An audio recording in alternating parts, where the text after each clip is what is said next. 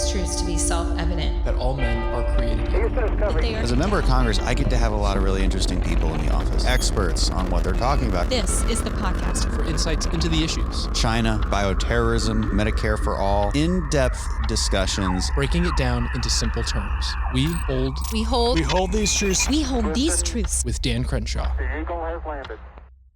Welcome back, everybody. I'm recording this as we are about to walk into votes on yet another historical moment. It seems like we have a lot of those ever since I took office.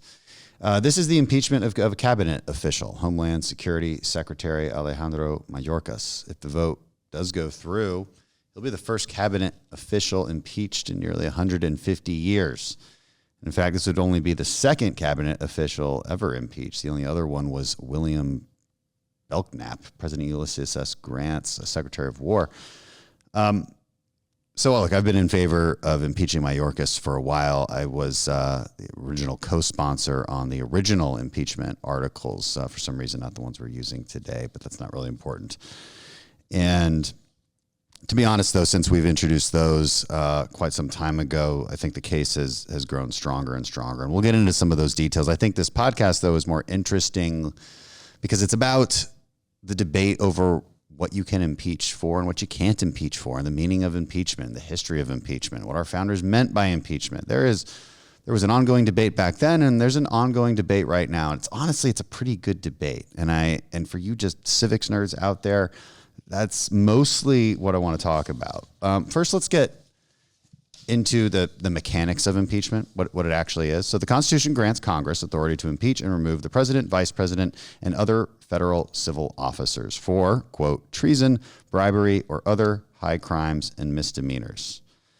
The House has initiated impeachment proceedings 60 times, but there's only been 21 impeachments.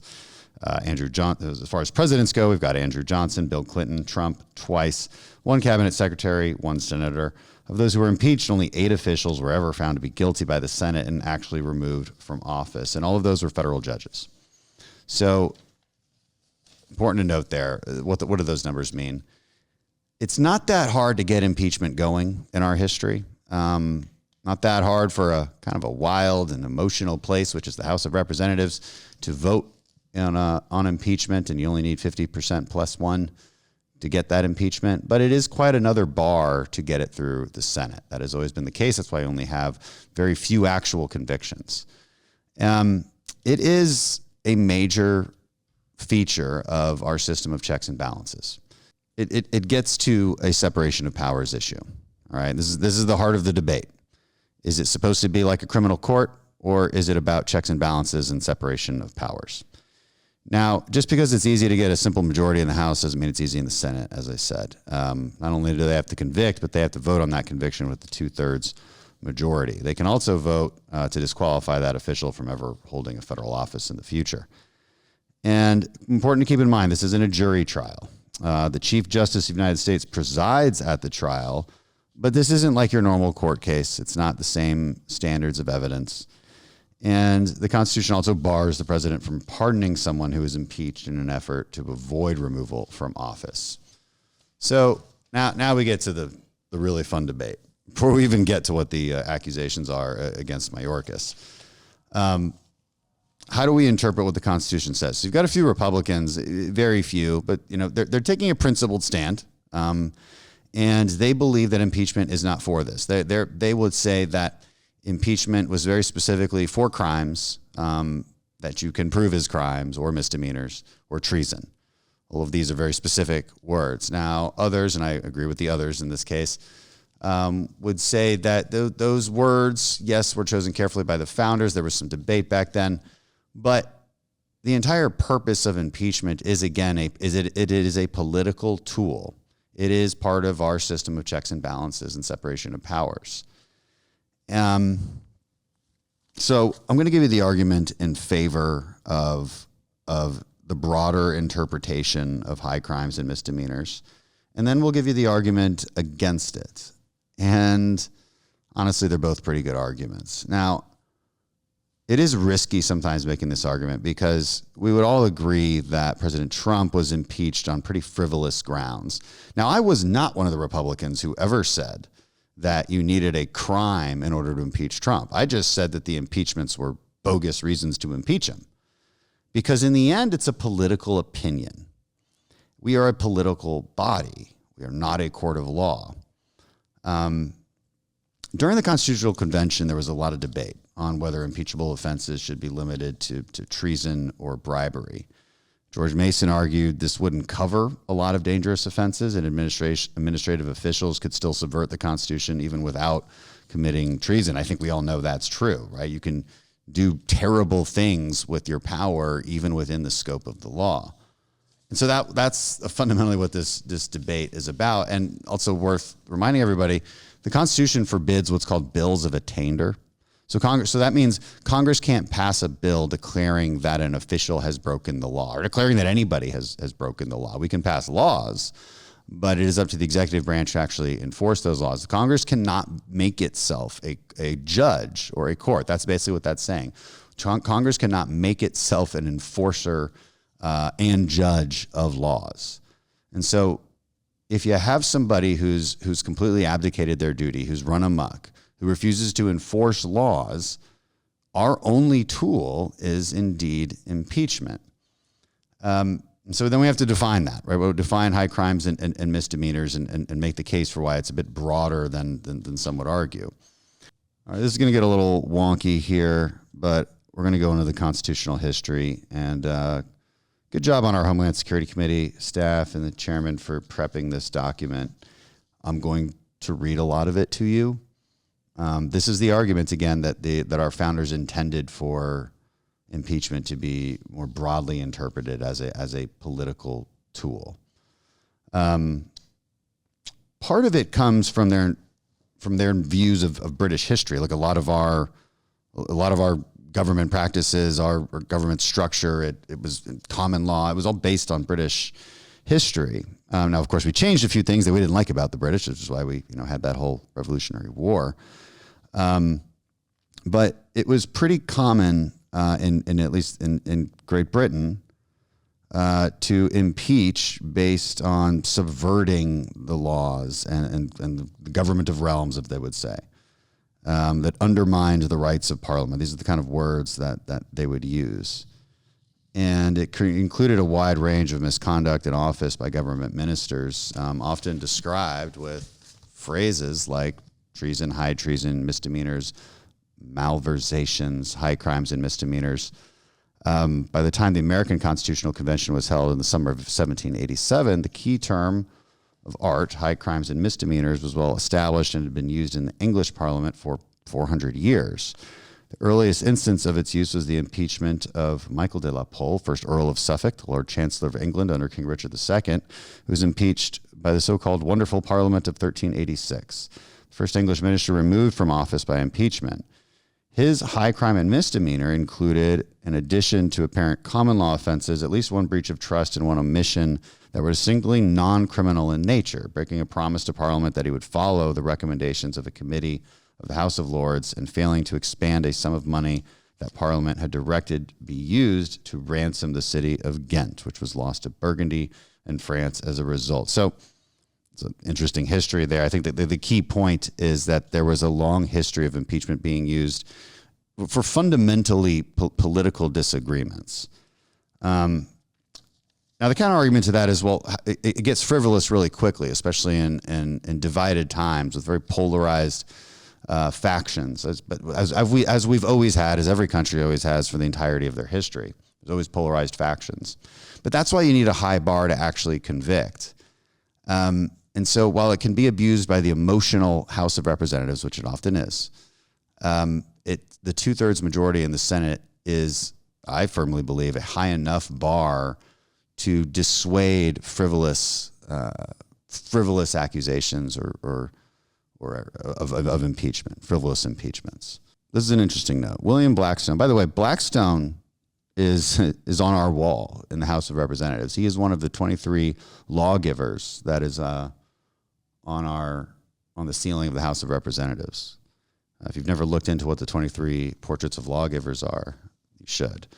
It's people throughout history who have influenced our understanding of current law. So he was a British legal scholar. And he wrote in 1765, Commentaries on the Laws of England. The first of principal high misdemeanor was the maladministration of such high officers, and as are in public trust and employment. This is usually punished by the method of parliamentary impeachment. Okay, so that's the British side, right? So that's important just to note, because that's influencing the thought of our founders as they argue during their constitutional convention. So only a year before the convention gathered, there was indeed an impeachment of Warren Hastings by the British Parliament. Hastings was former Governor General of India when Member of Parliament conservative hero Edmund Burke had charged with a variety of abuses of power.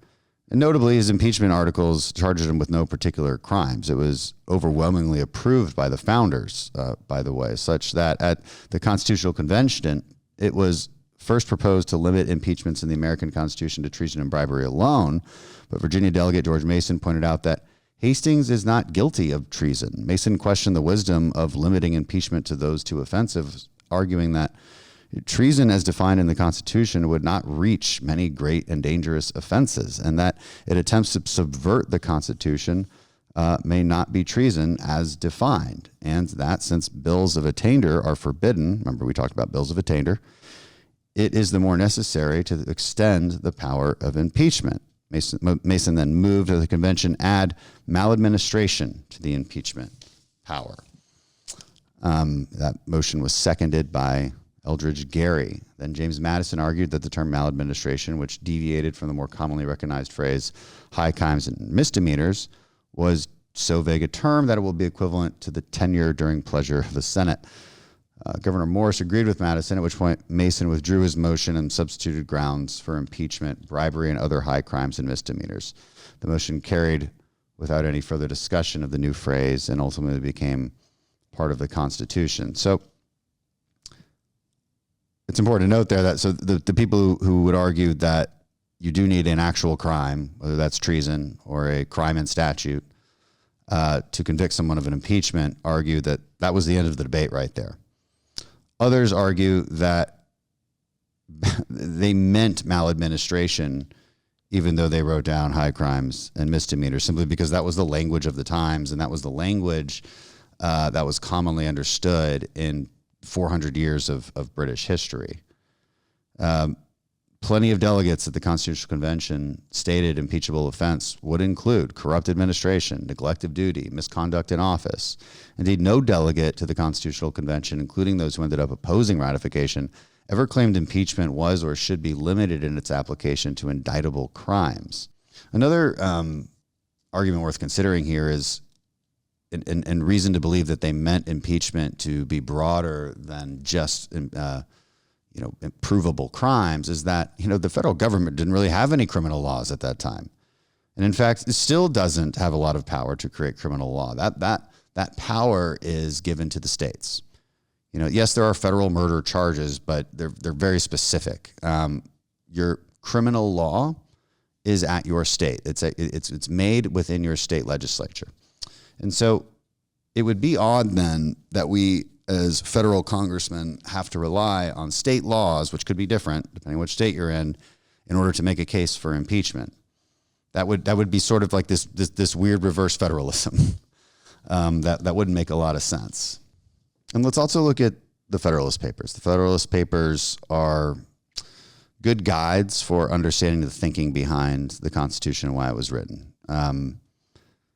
Federalist number 65 is the one we look at here, likely written by Hamilton. He notes that the Constitution's impeachments clause was modeled on the traditional impeachment practice of the British Parliament. Hamilton makes clear that impeachment is a political act precisely because it is not a judicial act. He writes, "The subjects of impeachment are those offenses which proceed from the misconduct of public men, or in other words, from the abuse or violation of some public trust. They are of a nature which may be, with peculiar propriety, be denominated political, as they relate chiefly to injuries done immediately to the society itself." End quote.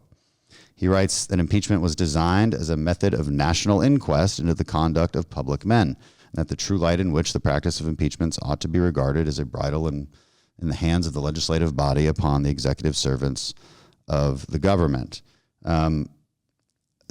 now when I go through the counter arguments to this, they'll note that he then goes on to write how carefully you should proceed and how easily it would be to see a frivolous impeachment tear the country apart, which we do see. But that doesn't change the true intent behind the actual definition of impeachment. There's some other history to look at here too, which is during the ratification debates, which occurred in the states themselves. Okay, so the Constitution gets ratified and then has to go be ratified by each state, and further debate takes place, and further inquiry takes place, further clarification takes place. And for instance, at Massachusetts and Virginia state conventions, delegates made clear their understanding that impeachment would be warranted if a federal official deviates from his duty or dares to abuse the power vested in him by the people. And look, that's a subjective opinion. That's the whole point. It's a political opinion. We have laws that we all must live by, and those laws get voted on and passed either by your federal government or your state government. When you break those laws, you go to a court. But if you have not broken a law clearly, but you are refusing to execute properly your office, an important office, say like a cabinet member or a president or vice president, what is the recourse, politically speaking, democratically speaking, if they haven't technically broken a law, but simply refuse to do their job? I mean, let's take it to the take it to the extreme here. Somebody gets appointed cabinet secretary and they just take a 3-year vacation. They just disappear. They don't show up to work. They've done nothing illegal. There's nothing illegal about doing that, but they've literally just disappeared. They went to, Fiji or something, and they just won't come back. Okay, well, and the president refuses to act. So the president refuses to fire them because they're best friends. What are you supposed to do? Like what? You can't arrest him. He hasn't broken any laws. And so, it seems like a silly example, but it's kind of an important thought experiment. The only method we have to represent the people is the tool of impeachment. And, we haven't even gotten to Mayorkas's impeachable offenses yet. And no, it is not his vacation time. It is far worse than that. Let's also look at our actual precedent that we've set as a nation for impeachment. It's well within the idea that it is broader than just prosecutable crimes. Even James Madison, who said that maladministration was too broad a term, in the first Congress, he was a representative, and he tried to calm fears about possible presidential abuse of authority to remove certain executive officers by suggesting that, quote, he would be impeachable by the House before the Senate for such an act of maladministration, for I contend that the want removal of meritorious officers would subject him to impeachment and removal from office. So what they were saying was they were worried that the president would just, fire a bunch of generals or fire a bunch of cabinet secretaries, that kind of thing, in a manner inconsistent with what Congress wants. So Madison is making the argument that, well, if he does that, you could impeach him. So you don't have to worry about it because we have this powerful separation of powers issue here. And so you look at modern times here, if it was understood by our initial founders that a president or an official could be impeached for just wantonly removing, quote, meritorious officers, well, then surely the Homeland Secretary can also be impeached for pretty much protecting bad immigrant actors from removal and deportations, which is what we'll get to soon, I promise. I just think that this history is interesting. Yeah, so worth noting that in the history of impeachments, overwhelming majority of impeachment articles relate to abuse of power, not criminal offenses. Professor Gerhardt wrote this in 1999, analyzing this issue. He said, it's noteworthy that of the 16 men impeached by the House of Representatives, only 4 were impeached primarily or solely on the grounds strictly constituting a criminal offense. That's pretty important. The House's articles of impeachment against the other 12 include misuses of power that were not indictable federal offenses, at least at the time that they were approved. He says most, if not all, of the officials impeached by the House and the 7 officials convicted and removed by the Senate were found to have misused their office or their prerogatives, or to have injured seriously the Republic by breaching the special trust that they held by virtue of holding their federal offices. So everything I just said there is very subjective. Right? It's a matter of opinion whether you've misused your office or not. If there's no actual law that would ascertain whether you're a criminal or not. More evidence that our founders believed in the flexibility of impeachment. This is from Stephen Bradbury, who writes for the Heritage Foundation. He notes that in the first decades of the Republic following ratification, they continue to stress the broad nature and flexibility of the impeachment power as a response to executive misconduct. In his great commentaries on the Constitution, Justice Joseph Story wrote in 1833, quote, "Not but that crimes of a strictly legal character fall within the scope of the impeachment power, but that it has a more enlarged operation and reaches what are aptly termed political offenses growing out of personal misconduct or gross neglect or usurpation or habitual disregard of the public interest in the discharge of the duties of the political office. Are so various in their character and so indefinable in their actual involutions that it is almost impossible to provide systematically for them by positive law. They must be examined upon very broad and comprehensive principles of public policy and duty. They must be judged of by the habits and rules and principles of diplomacy and departmental operations and arrangements, of parliamentary practice, of executive customs and negotiations, of foreign as well as domestic political movements, and in short, by a great variety of circumstances, as well those which aggravate as those which extenuate or justify the offensive acts which do not properly belong to the judicial character and the ordinary administration of justice and are far removed from the reach of municipal jurisprudence." That's a lawyerly way of putting it, but it's pretty good. You probably have to re-listen to that. But I think it's a pretty good explanation, and I think it simply makes sense. Again, because we're a different body. We're not the courts. We're a political body, and we represent the people, and the people need to have an outlet for someone who isn't doing their job well. Now, you might say that could be abused. It could be, you know what, somebody smells really bad, so you want to impeach them. Yeah, I mean, you could make that argument based on how loose this is, but there's a check and balance to that too, which is that you have to have a 2/3 majority in the Senate. I mean, the American people would really have to hate that official, and if the American people really hated that official that much, then really should they be an official? Should they be in the administration? Should they be the president? That's the whole point of this, right? It's a safety valve for democracy when things have, when voters really regret their decision and they don't want to wait 4 more years or whatever it is in the term to make a new decision. You have to have an outlet valve for that.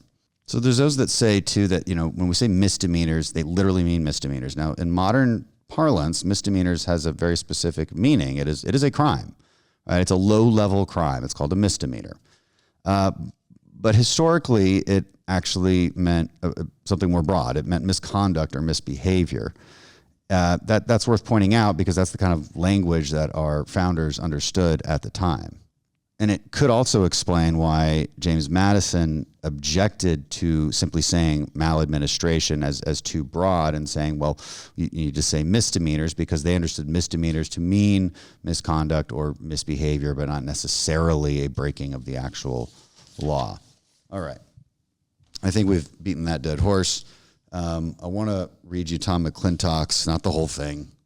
I'll try and summarize it for you. But Tom McClintock, pretty thoughtful Republican who disagrees with impeachment on the grounds that you need a crime. You need to be able to prove a crime. Now, again, I disagree with this for a lot of reasons. One, how are we going to do that? What investigative powers do we have? We don't have any law enforcement who listen to Congress. We can't send them out to conduct an investigation. We can do fact-finding to the best of our abilities. But we are not a court. So McClintock's quick to point out that, you know, this is exactly what Democrats did to Trump, a frivolous impeachment. And he's not wrong. And so you're looking at different legal scholars here. He points to Alan Dershowitz's book, The Case Against the Democratic House Impeaching Trump. He also references Jonathan Turley, who often agrees with us on a variety of things, us being conservatives, and who also believes that there is not a constitutionally impeachable offense here. So there are smart people on this who can disagree, people who we usually agree with, like Alan Dershowitz and Jonathan Turley. And McClintock points out that you shouldn't let the left be our teachers of history. Okay, fair enough. So McClintock also points out, and we went over this, of course, but he really focuses on the fact that the language in the original Constitution's writing was pretty broad, and that it was then narrowed, and that's in the end what was ratified, so that's in the end what they meant. I think we'll end up arguing over what words meant to them, things like misdemeanors, for an incredible amount of time, perhaps forever. And he says, look, like, while it's true that delegates argued for exactly the expansive grounds that we seek today, every one of those proposals was specifically rejected by the convention's majority. And although they borrowed terms from British usage, like impeachment itself, for example, as well as high crimes and misdemeanors, they also made clear they envisioned a very different mechanism from that which had roiled English politics for centuries. Many state constitutions took the expansive view at the time, including such grounds as maladministration, corruption, misconduct, and other means by which the safety of the Commonwealth may be endangered. The convention began with the expansive language advocated today, malpractice or neglect of duty, but as the Constitution took shape, those words were jettisoned because they were destructive of its central architecture.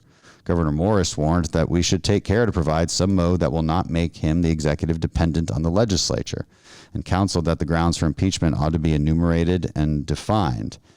And so, I mean, he doesn't make a bad argument here because, you know, words mean things. And it appears that they were using the same words back then, like maladministration and neglect of duty, words that we are using now to interpret the use of impeachment. So I do understand where he's coming from. He says, as deliberations continued, treason, bribery, or corruption emerged from the Committee on Details and then was modified to neglect of duty, malversation, or corruption, but then that was also dropped from the drafts. The matter was referred to another committee, the Committee of 11, which in keeping with the evolving discussions recommended on September 4th that the grounds be limited to treason or bribery, period. Then George Mason objected to treason and bribery as being too narrow. We went over this, but we're going over it again. Then he wanted to add maladministration. Madison argued that it was too vague of a term, and that's how they came up with other high crimes and misdemeanors. So this is why McClintock says that they in no way believed that simple maladministration or neglect of duty was justifiable for impeachment, and that if we go down that road, it's a dangerous one, which impeachment just becomes a political tool. I think the counter argument to that is that, yes, it is a political tool. That's the whole point.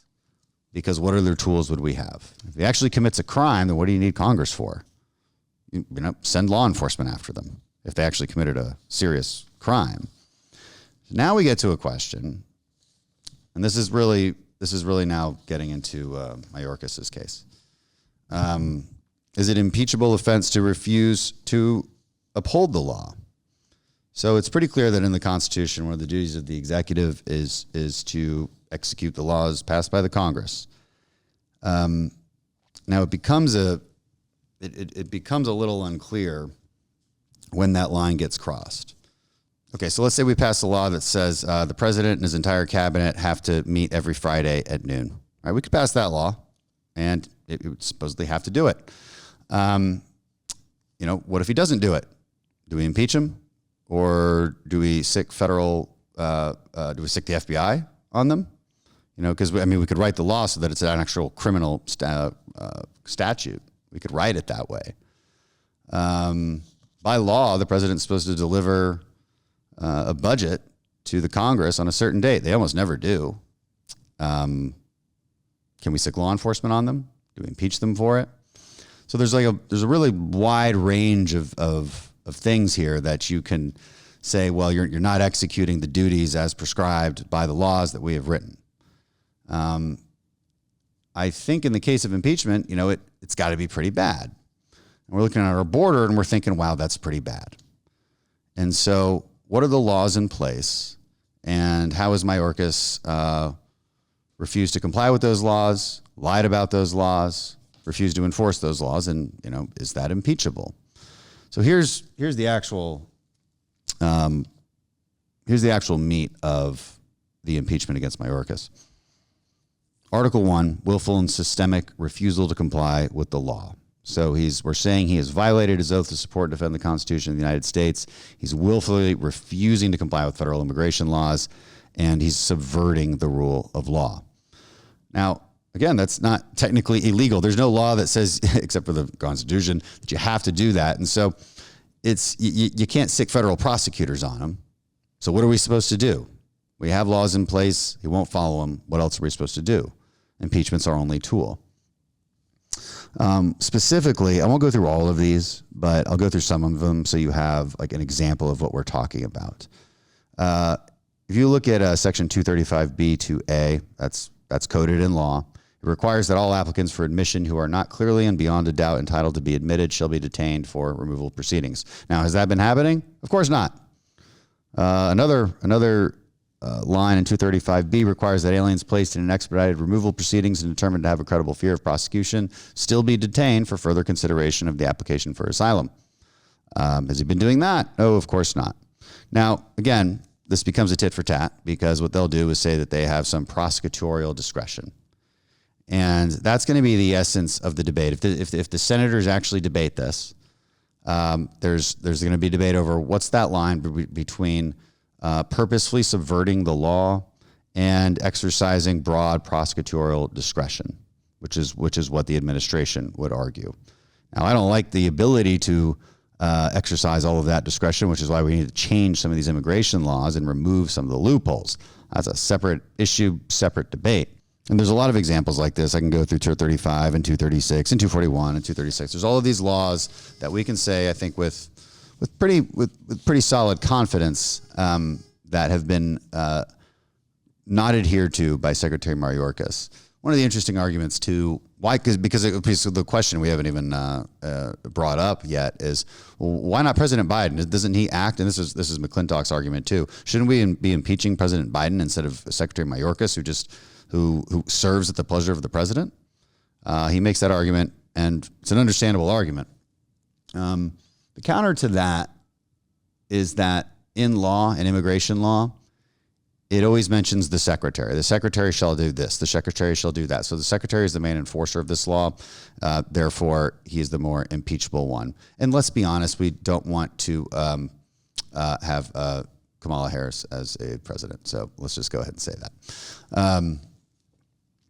But I think it's also worth noting that if you're going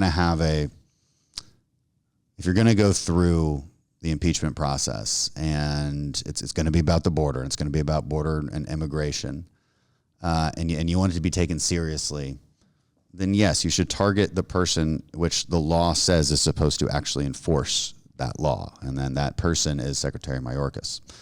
The parole authority was also broadly misused. Our laws say that to parole someone who's illegally entered can be granted only on a case-by-case basis and for urgent humanitarian reasons or significant public benefit, but they have basically paroled everyone. That's a problem. Article 2, so there's two articles. That's the first one. The second one is breach of public trust. We say he's breached the public trust by violating his oath to well and faithfully discharge the duties of his office and his statutory duty to control and guard the border of the United States. He has made false statements he's made false statements about the results of his willful and systemic refusal to comply with the law. Couple examples. So I think there's some strong examples here, and then there's some less strong examples. So the strongest are ignoring court orders to re-implement Remain in Mexico program. In August 2021, the U.S. District Court for the Northern District of Texas ordered Mayorkas to re-implement Remain in Mexico in good faith until litigation over the policy was resolved. Despite that, they enrolled 0 people in the program in September or October. Just 16 were enrolled in November of that year, 96 in December of 2021.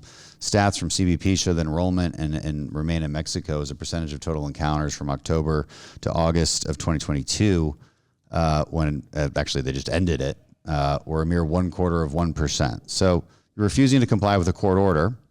Again, so let's go back to basic civics. So the courts tell you to do something. That's supposed to be our enforcement mechanism. But the executive just doesn't do it. So where does that leave us? Do we have Do we have a release valve in our democracy? Yes, we do. It's called impeachment. There's also a lot of the impeachment articles list a bunch of lies to Congress and the American people. These are the weakest parts of the arguments. Him saying the border is secure, that it is operational control, cutting out the cartels. He said mass parole is consistent with law and precedent. Look, this is like two people writing op-eds against each other. I think this is the weakest part of the articles, and not worth spending a lot of time on, because the more important part here is the refusal to execute the laws of the land. That's the important part. And I do tend to agree with the interpretation that impeachment is our one pressure release valve that allows democratically elected representatives to exercise some kind of enforcement mechanism against executive officials that have gone far outside their duties or failed to comply with their duties. And so that's why we're voting on impeachment, which the votes they actually just called. That was that beeping you heard in the background. So I got to go. Thanks, everyone.